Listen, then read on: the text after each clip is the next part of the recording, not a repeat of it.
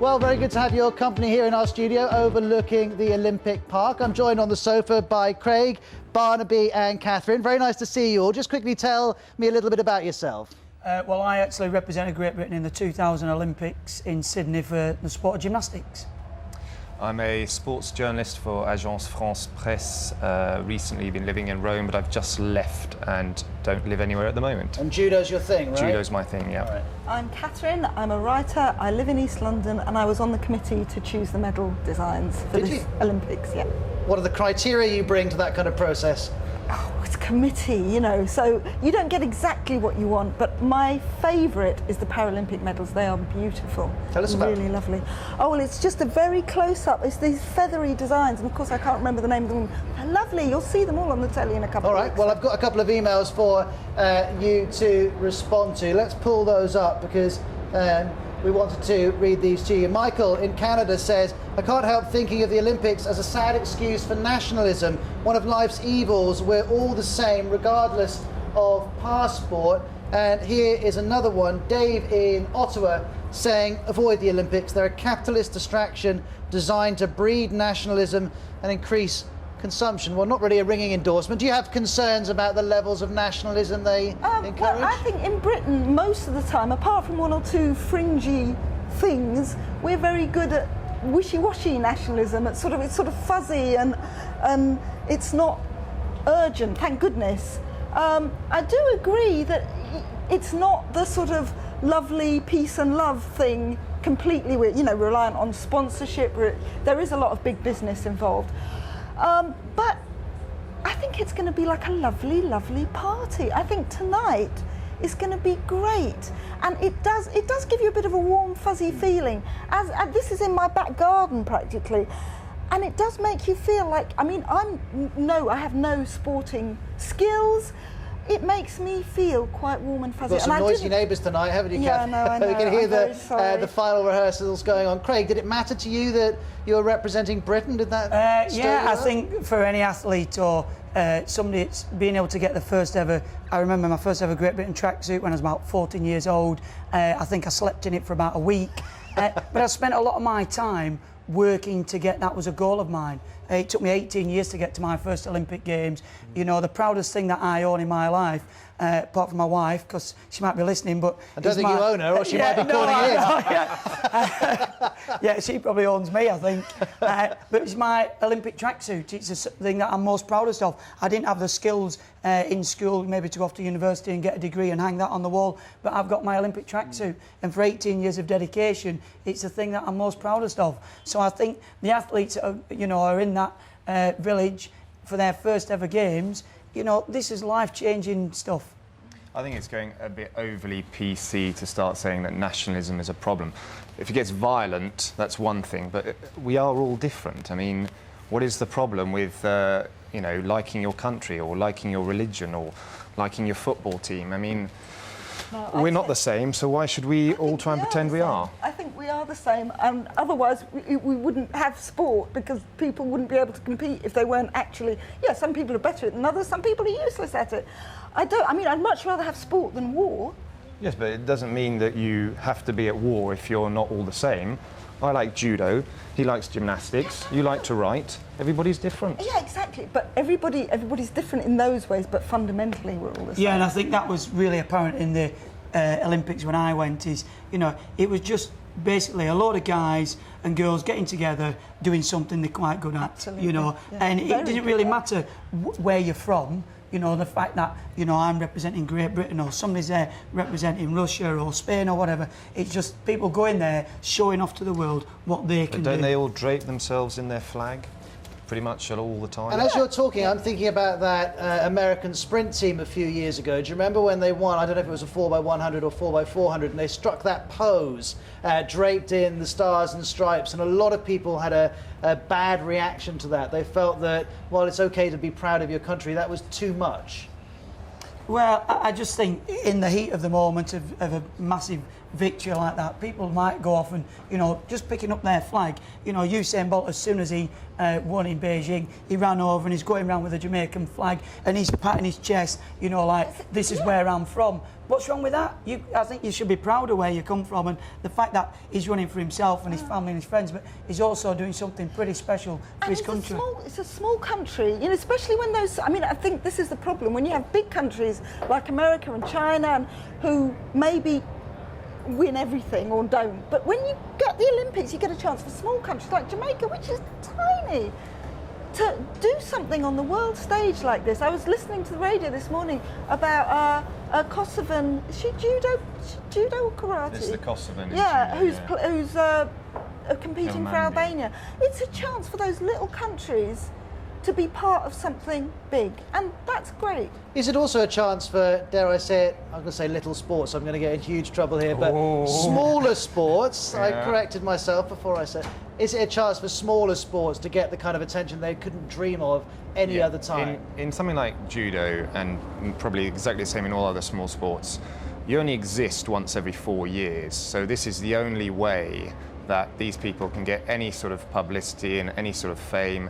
And also, even though in truth it's harder to win the World Championships than to win the Olympics, because the Olympics has a reduced field, if you don't win the Olympics, then you'll never be an actual star. So this pretty much means everything to these athletes. And those of you who are watching us here on BBC World News, we're live here on World Have Your Say. You're very welcome to share your thoughts. Do you ever feel uncomfortable about the level of nationalism which the Olympics brings on, or maybe you think it's a great thing? I've heard lots of people saying they feel the Olympics are bringing Great Britain together, and they've not said that as a criticism. We're on Facebook, facebook.com/World Have Your Say, the hashtag's WHYS. You can Skype us, you can call us, text us, email, pretty much anything you can think of, you can do, and the details are on the screen. Well, to speak with Catherine, Barnaby and Craig, we have Flash, who's chair of the Residents Association in Leytonstone. That's very close to the Olympic Park. Hi Flash, good to have you on the programme. Hi Ross.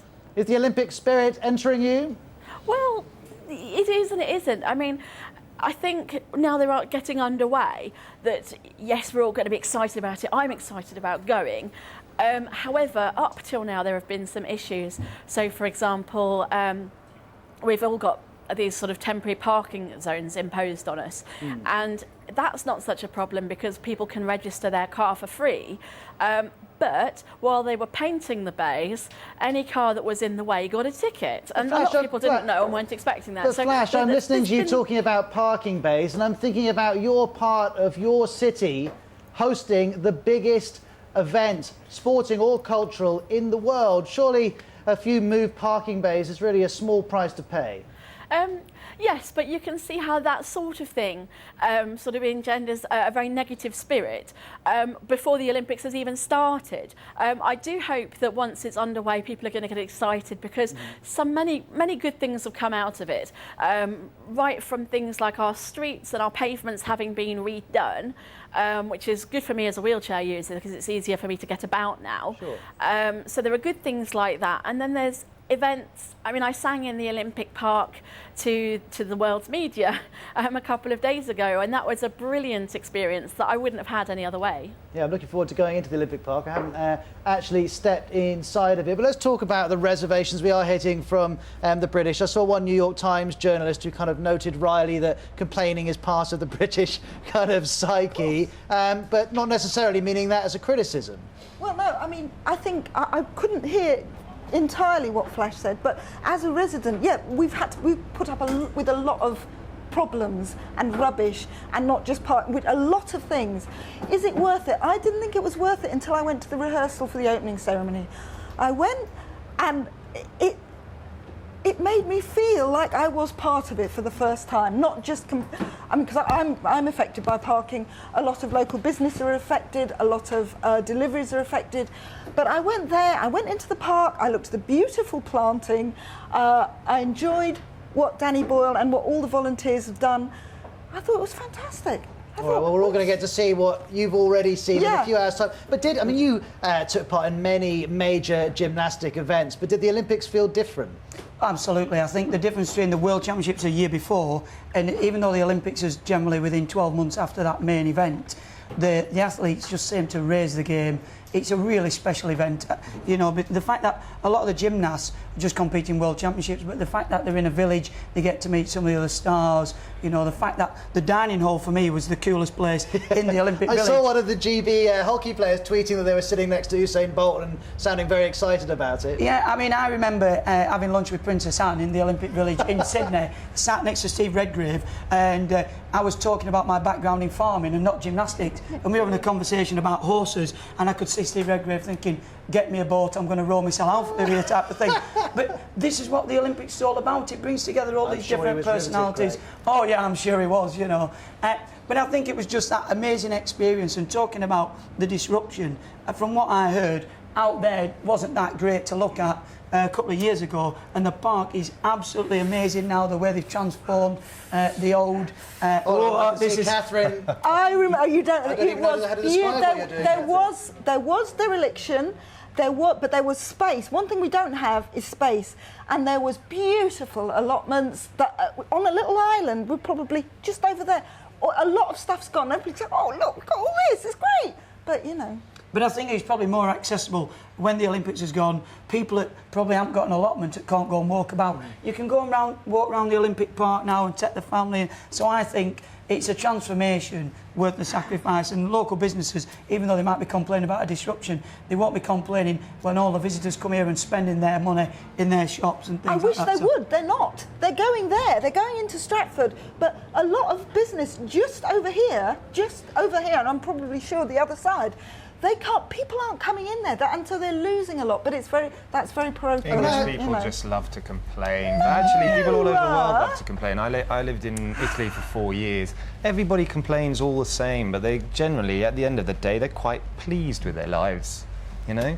Right. So, I mean, quite frankly, to have this in the country is just fantastic. It's amazing. Everybody was delighted that they got it, and it's just a few little bit of difficulties in your life, but we've all got far too high expectations. Let's pull up a couple of messages which I could read to you here that have come in. All of your messages, by the way, come straight to me here in the BBC studios, just overlooking the Olympic Park. Let me pull up a couple that I've got here for you. Tony in London tweets, despite it all, London has decided that it's going to enjoy the Olympics. In this world, you can either be with Danny Boyle or with Mitt Romney. Danny Boyle. What did you make of what Mitt Romney had to say? He kind of backtracked a bit, didn't he? I think he didn't realise who he was talking to. He just, you know, went into politician mode and started saying something, and then because then he spoke about half an hour later. Well, it was in an somewhere interview else. with American media, wasn't it? I don't think. Well, okay. Well, he did with a classic thing, like the French footballers that talk to l'équipe and don't realise that somebody's going to translate it and send it back to England. And he said one thing, and then suddenly came out to the British press and said exactly the opposite. But the interesting thing about the Mitt Romney furore is that he said, we'll have to wait and see if the British get behind it. Now, if you've just been reading the papers here over the last month, you would be completely within your rights to ask that question for the reasons we've already been discussing. The good thing about him saying that makes us all go, "Rrr." So we'll show him. Yeah. The old fight in the British spirit there, yeah, we'll show. And so maybe it was on purpose that he said that. Yeah, and Danny Boyle has done a brilliant, brilliant job. I think Mitt Romney's going to the opening ceremony, so maybe that will persuade him. We'll have to see how it goes. Maybe he thought it was Catherine, a vote winner amongst the Americans. Well, maybe it was. I don't know. To have a go at the Brits. States, exactly. You can let me know. If you want to phone us up, it's country code 2030, country code 442031 624242. We're on BBC_WHYS on Skype. All the details are on the screen. We'll be back in a moment or two.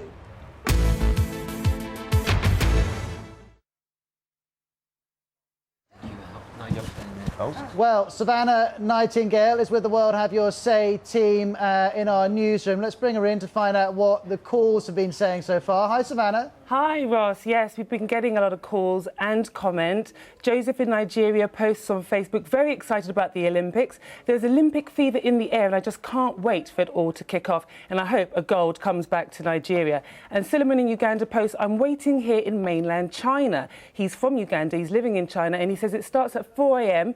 I'm still back in Uganda, though. And Bianca from Australia, who was on a holiday in France, says, thanks to the BBC, we are going to be seeing what's happening in London. Of course, you can continue posting your comments on Facebook and join the conversation. The hashtag here is WHYS. Thank you very much indeed, Savannah. That address on Skype, if you want to call us that way, more and more people are doing that. BBC_WHYS, and of course that way we can see you as well as hear you.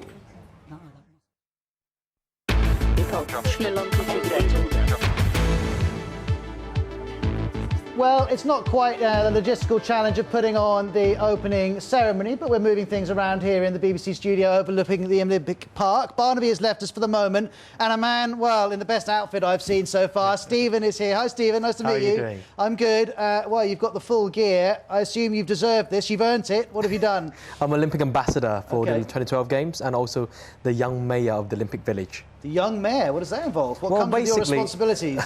Well, welcoming dignitaries, VIPs to the Olympic Park, Okay. and the flag raising and the lowering ceremony. I saw that the Mayor of London, Boris Johnson, said the Geiger counter of Olympomania is in the red zone. Are you going to be able to come up with phrases to match that? No, absolutely not. But I will be enjoying the party. OK, and you were also involved right back to when the bid took place, is that Yes, right? before even we even win or start bidding for the Olympic Games. And this is really once in a lifetime opportunity to change the world from here. Why? Because the world is descended to London to take part in this Olympic game, and the motto is inspire a generation and make use of the game while it's here. And a lot of the people are talking about how successful are the opening ceremony, but actually we need to look at the legacy, because what left behind is going to be left behind to people like us, the local residents. But I'm going to be a little bit controversial here. The Olympic flame went past a sports centre in Newham. The swimming pool was closed last year. The sports centre is going to be closed very soon. I mean, I use the Lido in Hackney every day. It's brilliant. It's fantastic. Why so many facilities have closed? How is this going to help us afterwards when we've got less facilities and London's growing, which is great? So where are we going to be able to go to do sport in Well, the future? things are changing. I mean, government, there's a lot of new funding has come in because of the London 2012 Olympic Games. Sports England have ran many different programs and funding for a local organisation to applied for, and things are changing. I mean, we've got things that we can't use before. I mean, handball. Who has played handball before? And I think this is really an opportunity for young people to get involved on I sports. hope so. I really hope so. Those venues will be open to public as well, so we can go in and use those facilities. And then on the back of that as well, I think a lot of the National Lottery money, which has gone to help provide for the games, has been taken away from the facilities. There's no doubt in that. But as soon as the game finishes, the money will be back released. I mean, we've probably got some of the best sporting facilities we've ever had in this country. I know that for a fact because, you know, I live in the north of But England. the point is, you've got and high-end. these facilities. Hold on a moment. You've got high-end sporting facilities. If you're the best handball player in the continent, in Europe, you're going to have a fantastic place to play. But if you're someone who's just interested in playing handball and you go to school down the road, maybe you haven't got those But options. a lot of those venues will be converted for public use, so people from a local resident can go into the, like, for example, the handball arena, to the copper box. So, you know, people like us, ordinary people who are not professional, can go in and play with them. And if those of you who are watching are thinking, hold on, Stephen should be a politician. Well, he's already stood for office once. I don't think you made it to the European Parliament in your first effort. I suspect you'll make it in the end. Let's bring in Jaeyoung Woon, who's a South Korean football blogger who joins us live from Seoul. Well, first things first, we've got to talk to you about that flag mix-up. Do you think the North Korean players were right to walk off? I thought it was quite amusing.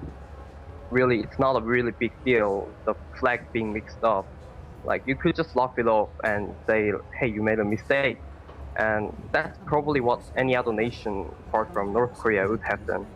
But the North Koreans chose to walk off the stadium and delay the game for like 1 hour, and that's ridiculous, really.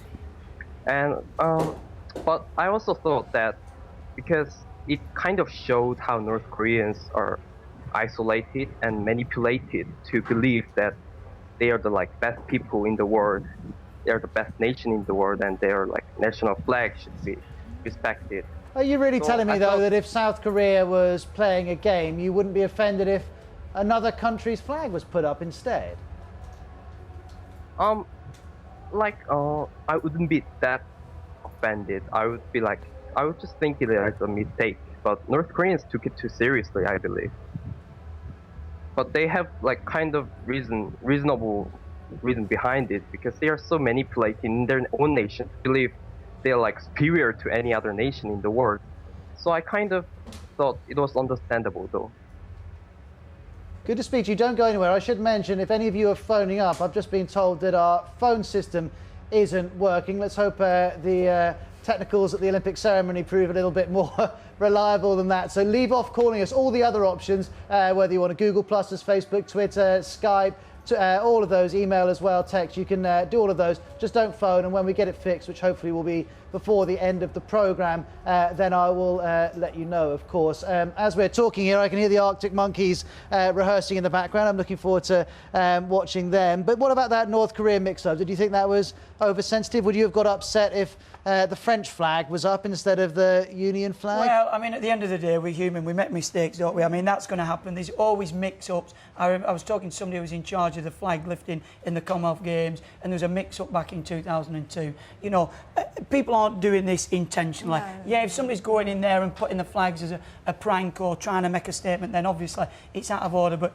you know, these mistakes will happen. I bet we get that they play the wrong national anthem at certain times. You know, the woman in charge of that has said that's definitely not going to happen, but we'll see if she's right or not. Let's pull up a message on this very subject. Alan's in Kampala on our Facebook page.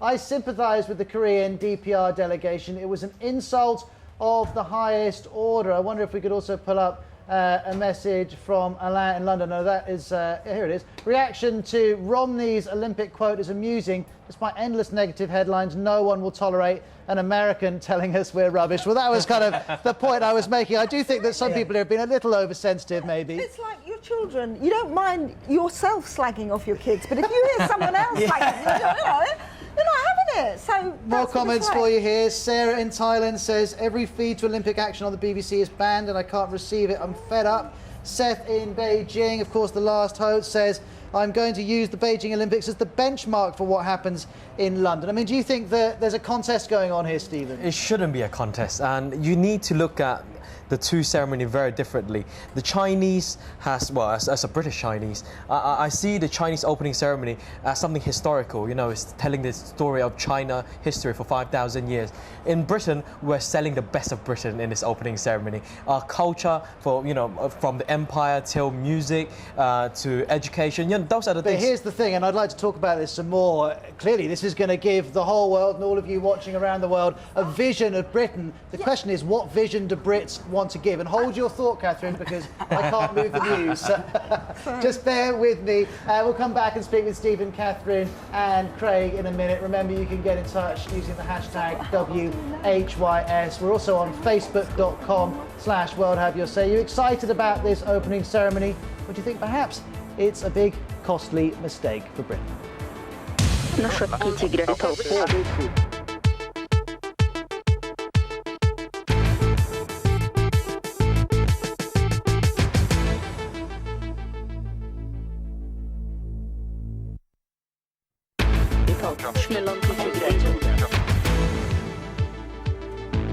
Well, first things first, some good news. The phones are working. I knew we'd get them fixed sooner rather than later. You can call us up. We're live. Country code 44 20 31 62 4242. That's country code 44 20 31 62 4242. We'd like to know a few things from you, really. Would you like a city in your country to go for the 2020 Games? I saw that Madrid is still planning to go for that despite the economic problems in Spain. I'm also looking for tips of athletes we may all not have heard of from your country, but who've got a very good chance of getting a gold. Now, we've already met Catherine and Stephen. Mark has taken the place of Craig here on the sofa. Hi, Mark. Thanks for coming in. Tell us a little bit about yourself. Well, I'm Mark. I work for a not-for-profit organisation which engages business with politics, and I've got tickets for the Games on Sunday. I'm going to see water polo, men's water polo.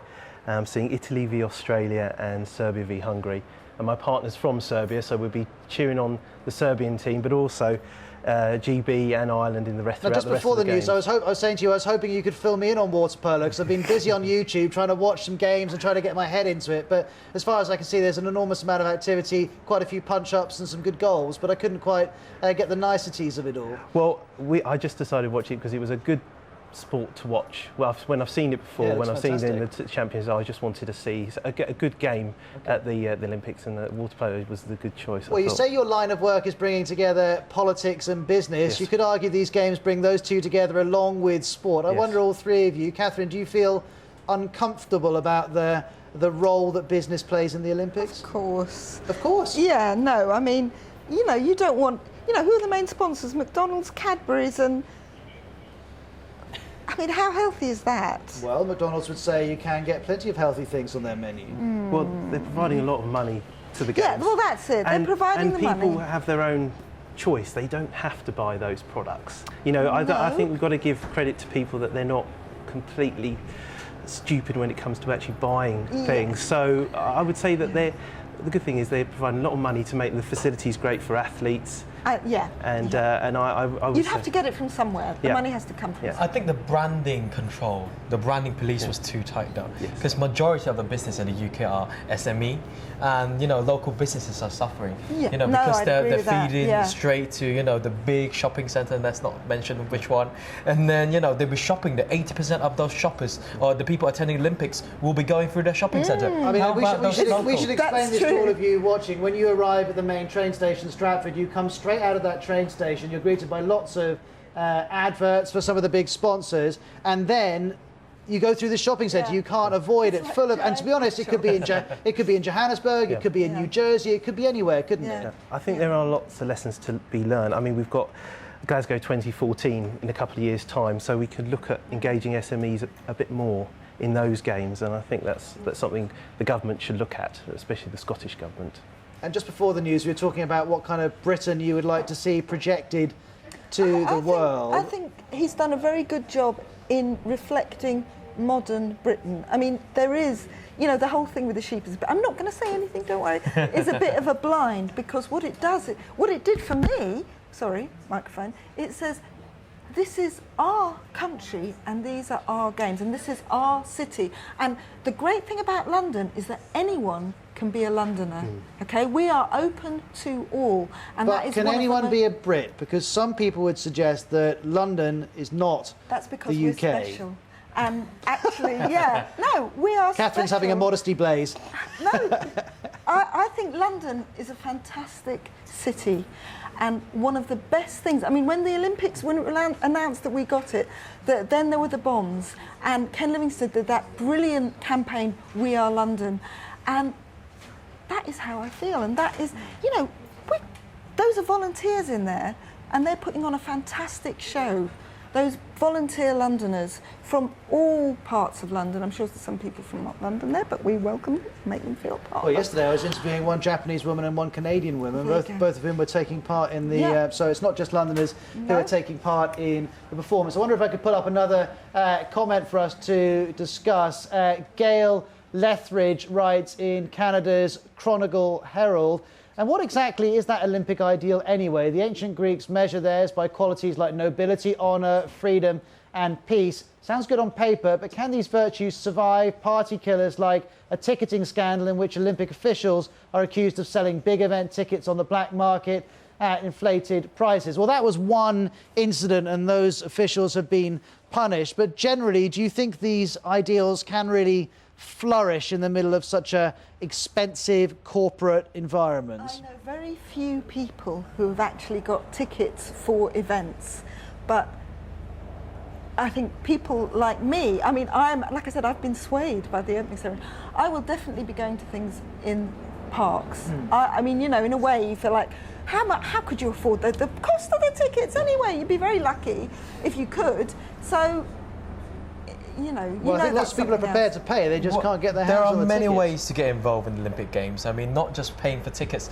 but also volunteering at the Games. And, there are many ways. There are big screens, so you can become a London ambassador. You can volunteer as games makers. So, not only going in to watch the ticket, buy the tickets, but you can actually volunteer for the Games as well. And it's wonderful opportunities. Yeah, but if you have a young family or even a not that young family, you would probably quite like to take you and your kids to see something, but it is very difficult. Well, the cheapest ticket you can buy on 2012 website now is £20 and 12 pence. So you can still go and buy it. For four? And Yeah. then see reading them. And you're not being straight, Stephen. I've looked at that website. They're for events that very few people would like to go to, right? Especially with kids. I mean, seriously. Handball, it's, you know, with I all had a due look respect yesterday. to the handball qualifiers. So you it's got not- the hockeys, some, you know, it ranged from £20 and you know, £50, but also not only the Olympic Games, Well, I but suppose- also the Paralympic Games. I suppose the balance is, you know, if those tickets are not such high prices, the taxpayer has to fund. we're paying And anyway. also, let's be clear here, and it's worth again pointing this out to all of you watching. The British pay through the nose for football on a grand scale. So the idea that the sporting public isn't prepared to pay big cash just doesn't wash. But For cricket, that's the for difference. football, for rugby, the This tickets is are the most different. expensive in the world. Because you go, the football matches, the regular attendance football matches, you look at the football, the Olympic football match, they were all families. Was a different kids. atmosphere at Old Trafford. Totally different. And I'm not saying, I mean, you know, this is how it is, this is what we expect. You don't, you know it's going to be expensive. What you want is, you know, if I had young kids, I probably will have to take them to the park. If I had, you know, that's what you'd have to do. That's not such a bad thing. Stephen, hold your thought, because Flash, who's a chair of a residents' association very close to the Olympic Park, has been listening to all of this. Flash, you've already told us about some of the disruptions around where you live, but what about the form that these games are taking? Have you approved of that? In what sense that the form? I mean, Well, I mean the level of sponsorship, the level of corporate involvement, for instance. Well, no, I mean when I was at the Olympic Park a couple of days ago, it was laughable in a way, really, because we had to be chaperoned at all times, and all the staff, they had their branded top, their branded trousers with 2012 down the leg. One of them hadn't got the right watch on, the sponsored watch, and one of them hadn't got the right socks on. You know, and they're all sort of, don't tell, you know, but I've got to have watch, socks, shoes, everything branded. But what I also found amusing was that when I went in, I actually took in a can of Tesco branded cola, which nobody took from us. So I have Does anyone want to drink that anyway, whether you can get that in the stadium or not? Sorry? Does anyone want to drink that anyway, if you can get it in the stadium or not? Oh, well, my husband's one of those saps. But it just amused me because the fact that we were only meant to have one particular brand of cola, Right. and here we were with another one that nobody stopped us taking in. So. And it is worth saying, these points were put to Sebco, the man who's really been the figurehead of these games, and he said the big sponsors are paying big money, and in return, they deserve exposure at the expense of all of their rivals. Flash, thank you very much indeed for the moment. Now, we're going to switch our attention to Thessaloniki and speak to a Greek journalist called Maria Kagalidou, who joins us live. And Maria, it's been a difficult week for the Greek team. You had your triple jumper kicked out for that tweet. She was accused of being racist. You had a high jumper failing drugs test. It's not going to plan, really. No, it certainly isn't. And you know what? Typically, the first week of the Games, the opening night ceremony, these are moments where Greeks typically feel very, very proud. It's a celebration of Olympic ideals, and essentially it's a celebration of what Greece, both ancient and modern, have offered to the world we live in. This has turned out to be the biggest event. It's an amazing event, and Greeks feel very, very proud that the Greek flag bearer enters the stadium first at the end of the opening ceremony during the athletes' parade. So I have to say it's a great pity that this celebration has essentially been marred by these two very, very unpleasant events, especially this year, a year that Greeks have much to Maria, let me celebrate. ask you about that tweet, which essentially said that mosquitoes from Africa would be eating home-cooked food because of the number of African migrants in Greece. The athlete concerned has already apologised, but there's been lots of debate about whether that was really racist and whether she deserved to be sent home for it. Well, the president of the Hellenic Olympic Committee, that's the Greek Olympic Committee, essentially said that it doesn't matter if she was a little bit racist or very racist. There are varying degrees of racism. And today, the press spokesman for the International Olympic Committee, the IOC, has said that had the Greeks not done it, then the IOC would have stepped in and done it. Now, there is very clear rules and regulations about what is acceptable and what is not by the IOC. These rules even predate the social media. It's just that at this point, whatever somebody says is broadcast all over the world. there's been great debate here. Many people said it was an overreaction, but I think the Hellenic Olympic Committee wanted to essentially broadcast a very, very powerful message. Now, this is a country that has seen a very far right-wing party, the Golden Dawn, some call it a neo-Nazi party, enter parliament in the last few months. According to Human Rights Watch, we've also seen a surge in racist attacks in Greece in the last few months. And this is also a country where language I suppose the issue here, Maria, and I've just got to jump in because we need to go to a break in a moment, but I suppose the issue is whether an athlete should be kicked out because a point needs to be made about a broader issue in Greek society. Those of you watching, you're very welcome to comment on that issue and respond to the arguments that Maria was making. The hashtag WHYS is a good way to do it. Maria, thanks very much for speaking to us. Sorry I had to just jump in there. As I was mentioning, we're going to take a quick break here on World Have Your Say, and then we'll keep talking about the Olympics because the opening ceremony is not very far away.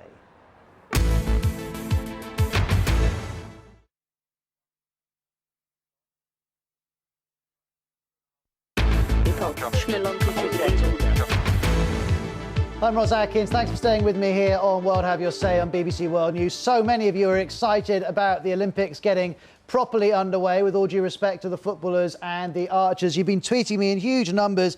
Tim says, I'm here in New Zealand. It's in the middle of the night. It's going to be a long day, but I don't mind. Schmelzer says, we're less than 5 hours away. The whole of Kuwait is waiting. Here's Nilesh saying, my mother's staying up till 1 in the morning in Sri Lanka to watch the ceremony. I'm just going through here. I had a great picture message from one viewer in New York who's done cupcakes with London buses on it. Claire in the Philippines says, I'm waiting up till 4 a.m. for the starting ceremony. So many of you getting very excited. In fact, Claire says she's going to be drinking cups of tea. How very English, getting ready for the London opening ceremony. Dan in London has also tweeted us. Let's look at this.